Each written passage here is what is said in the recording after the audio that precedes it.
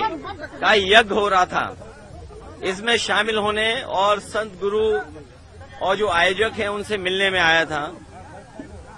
मैं परिक्रमा किया हूं और उनसे आशीर्वाद लेकर के आया हूं, लेकिन बीजेपी के लोगों को पेट में दर्द हो रहा है। भारतीय जनता पार्टी और मैंने आरएसएस के खिलाफ जो कुछ कहा होगा आरएसएस नहीं कहा होगा कभी, क्योंकि बीजेपी के बिना आरएसएस नहीं और आरएसएस के बिना बीजेपी नहीं। लेकिन यहां पर जिन लोगों ने मुझे कार्यक्रम में बुलाया उन लोगों को आरएसएस और बीजेपी की तरफ से धमकी मिल रही है, धमकी लगातार दे रहे हैं। मैं समझता हूं धर्म का ठेकेदार कोई नहीं हो सकता, बीजेपी धर्म के ठेकेदार नहीं हो सकती।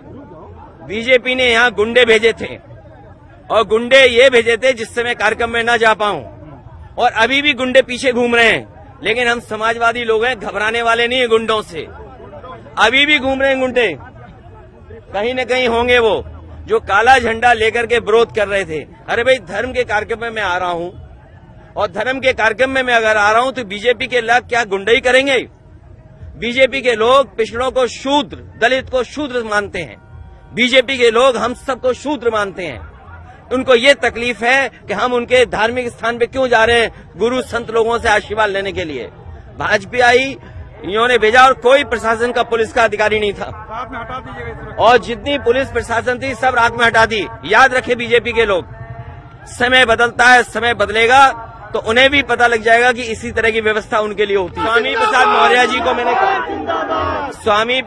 जी को मैंने कहा है कि जाति जनगणना के आंदोलन में आगे बढ़ें। सर, ये कैसी सरकार है जो पूर्व मंत्री के साथ ऐसा व्यवहार हो रहा है? देखिए, ये व्यवहार किसी के साथ कुछ भी कर सकते हैं।